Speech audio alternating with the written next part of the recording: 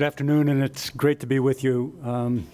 Let me just begin by answering Phil's question, and I really do believe that 5 years from now, I think that's a good timeline, Nevada's economy can reflect the strength of the times where it was very strong. But I think, as Senator Horsford pointed out, this is a time to use the crisis. It's a time to make the hard decisions. You know, we've worked with our organization, and I'll say a little bit about that in a minute.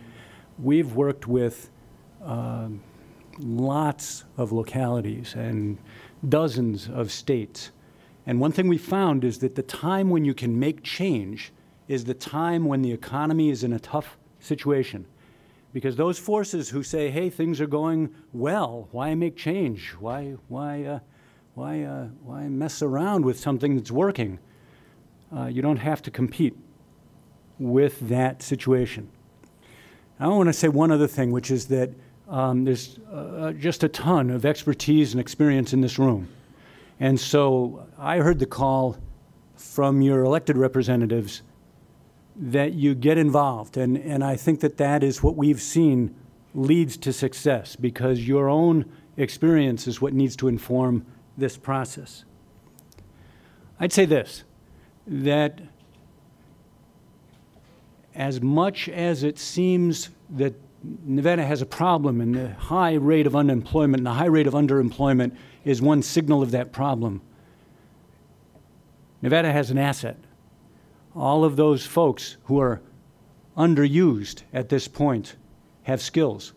All of those folks have the desire to get back and move into some job that's productive. And so they're a resource for you. You know, our organization is 40 years old, Insight Center for Community Economic Development. We've worked in Nevada before. In fact, another division of our organization is currently working on an economic impact report for early care and education. Some of the comments you heard earlier today about the importance of starting early and getting the K-12 system and then the post-secondary system to produce more is something that we are focused on, and what we look at in doing that is how much of a benefit that has for your economy. And so we've seen Nevada from a couple of different perspectives over the years. I want to present to you the idea that at this time there are two key strategic objectives.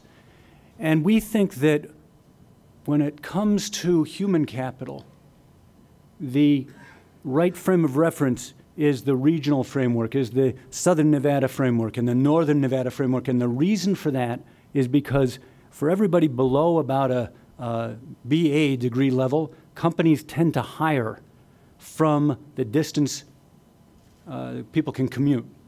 So that's a regional labor market. And so your experience about what's going on in your regions, what's going on for your industries, is a crucial input into figuring out what to do at that regional level. So objective one is to organize regional level partnerships that bring together the various different human capital development assets that you have, and do so to meet the needs of key industry sectors in your regions. There is a second objective.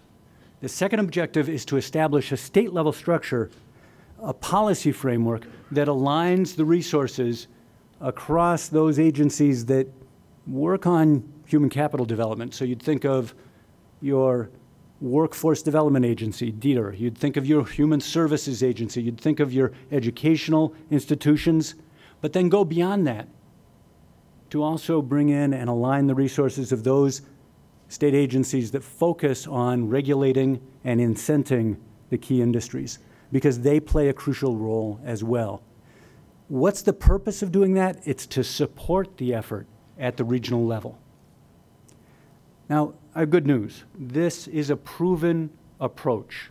It's a proven approach with widespread success, and many regions and states across the country have implemented both of these objectives, and we find that there's bipartisan support for it. In fact, bipartisan support at the federal level and a good deal of federal funding to support your efforts if you go this direction.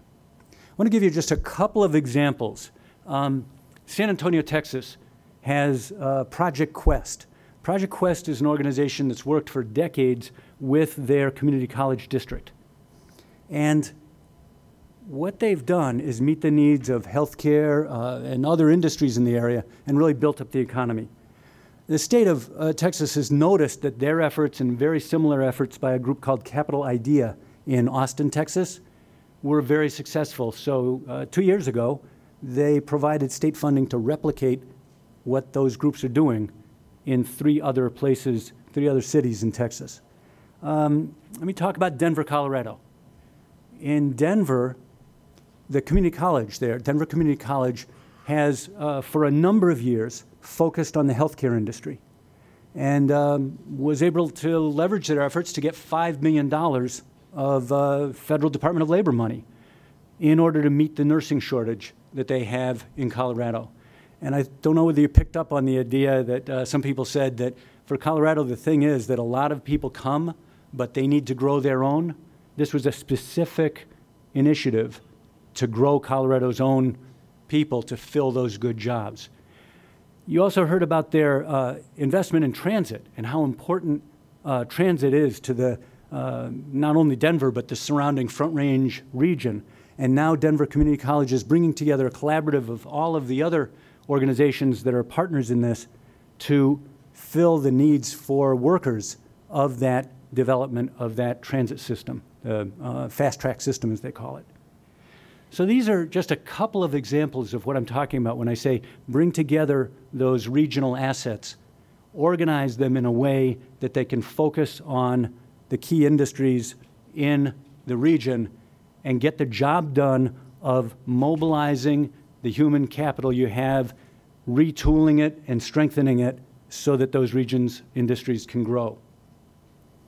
You know, you don't have to look very far to find success on this, because right here in Las Vegas, the Culinary Training Academy and Nevada Partners is a premier example. People know about their efforts across the country.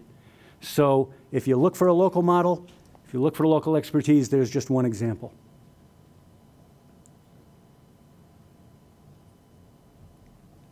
Sometimes it's tough to figure out these PowerPoint presentations, but what does this look like? It looks like a hub and spoke system. The reason for this is because it's crucial that there be an entity that really understands and really has the trust of the business community in a given industry. When I say understanding, I mean a depth of understanding. And they have a second responsibility, and that is to organize and manage the services that that industry needs. It doesn't surprise you, I'm sure, to think that for different industries, they need different kinds of services. So on the ground, these things look very different. But we call them, as a group, we call them sector initiatives because they're focused on industry sectors. This regional approach fits well with some of the cluster strategies that you've talked about earlier today. And sometimes the vocabulary is a little bit different, but industry cluster and industry sector are very similar in concept. You know, the thing is that if you develop this hub and spoke system of sector initiatives, what you get out of it is a way to make the assets that you have, the recruitment services, the business services, the training, et cetera, responsive. And so that as business needs change, the ways that services are delivered and the services that are delivered to the businesses and to their workers, those change much more easily than if those things are siloed. The other great benefit of this is that right now we always struggle with funding streams that each of which have a limited purpose and they don't really meet the needs of job seekers and workers and businesses. By pulling them together, by braiding them up, and by making that central workforce intermediary responsible for figuring that problem out, then suddenly you can take money which is, you know, in those government packages and make it work in terms of the ways that your economic development and human capital development needs require. I want to say a word about the state policy framework and how it supports this. Well, what we've seen in other states, and Colorado is an example, but there's about 29 now that have pursued this, is that the governor will call together a team of leaders across the agencies, and they have a responsibility. They have a responsibility for aligning the resources and strategies across the governmental agencies to support the things that I've just described. That group, let's call it a state sector strategy team, has other representatives on it besides governmental representatives. So of course you want to have key business leaders who can provide civic leadership, who can really take responsibility for moving the ball forward. It also has representatives of those very successful sector initiatives so that you can inform policy development from the ground up, from the successful experience, the experience with what works. So that's what you get out of this kind of structure in terms of its ability to inform the state policy framework.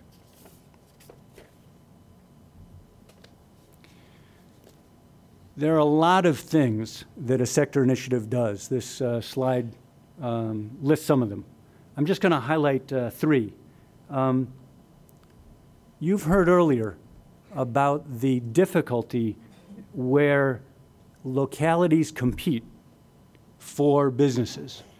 And you heard the stories that Tom talked about, the experience that they had in the Metro Denver area of having to deal with that. Well, the same kinds of pulling the region together, reducing, eliminating that kind of inter-community competition is one of the positives of creating a sector initiative. And I'll give you an example. In the rural area in Minnesota where the West Central Initiative operates, 9 rural counties, they had just exactly this problem. Each little town would try to steal the business from the next one. And West Central Initiative pulled together an effort across those counties that's now gone on for more than a decade. I've just seen some results, and very interestingly, both across this recession and across the most recent one since previous to this one, whereas other areas in Minnesota lost manufacturing jobs, their region lost very, very few. And they were able to do that because they operate as a region. You know, a second thing I want to highlight that's on this slide is that there's always the problem of duplication. You know, when there's scarce resources, you've got to end the duplication. And so what sector initiatives do is they bring together partners on the basis of what you do best. And they assign roles based on what the needs of businesses and job seekers and workers are. So a lot of that problem of duplication on the ground gets eliminated. So that's a second thing that you can get out of this strategy. And a third thing is the ability to leverage a wide range of resources. Starting something is not so hard. Keeping it going can be difficult. So what about sustainability? What we've seen is that sector initiatives, they get a track record. That track record is something which meets the partner organizations' needs that are partnering in the sector initiative, meets the businesses' needs that are receiving services, and so you have at least 2 streams of funding that can continue the sustainability of the sector initiatives.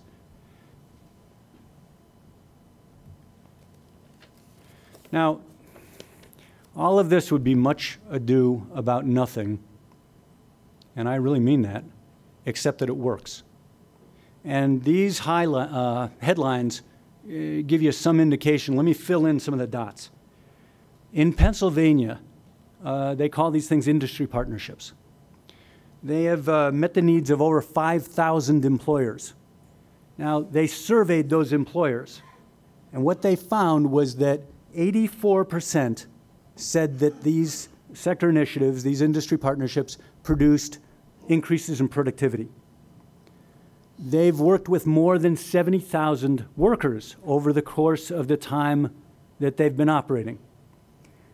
Average annual wage increases are at 6.6%. Think about that, 6.6% wage increases per annum over a period of time. I know I didn't get it. I don't know if anybody else would wave their hand around saying you got it, but that's a heck of a track record.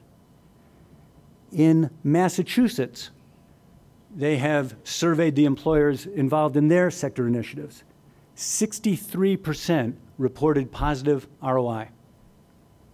A random assignment study looked in particular at low-income, poorly skilled participants in 3 sector initiatives that are mature, that are, really know what they're doing. What they found was, the way these random assignment things work, you compare the group that you're giving the services to another group that can do anything else. 18% better earnings gains from the participants in the sector initiatives. So that's the stuff that I have on the left-hand side of the slide. Let me go to the stuff on the right-hand side of the slide. Because what we see is changes in employer practices that really help to solve the problem that Nevada and a lot of states have of an adult workforce that doesn't have all the skills they need. Changes so that the workplace becomes a learning place. Changes so that there are career paths built across the industry. Changes so that public policy supports these kinds of efforts that I'm talking about and improves industry outcomes so that things get better for your economy. Changes so that the institutions that deliver these services, they do a better job and they coordinate their services better. That's the systems change aspect. And what we've heard in terms of the culture change is that it's just a new way of doing business. It's a new way of doing business at the regional level and at the state level. I mentioned that there's federal investment available.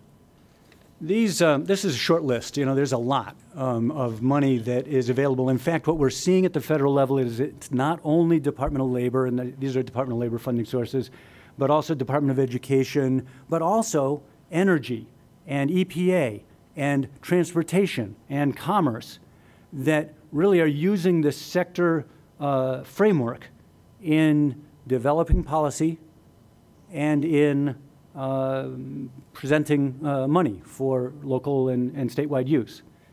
I've got to tell you, they don't all mean the same thing when they say it. There's, as usual, there's confusion, but they're starting to work it out. And the good news for Nevada and for other states and for the regions of your state is that these resources are available to you. I was just talking to one of the staff people from Workforce Connections, your Southern Nevada Workforce Board, and they've gotten funding recently, federal funding, to support one of their initiatives. So there's a good example of what can come out of this. I want to end there. I'll say this. We help organizations in many states and in many localities with these things. We track the federal funding. We can provide assistance on the policy and the training of local efforts on these things. It's our mission, and we love to do it. Thank you very much.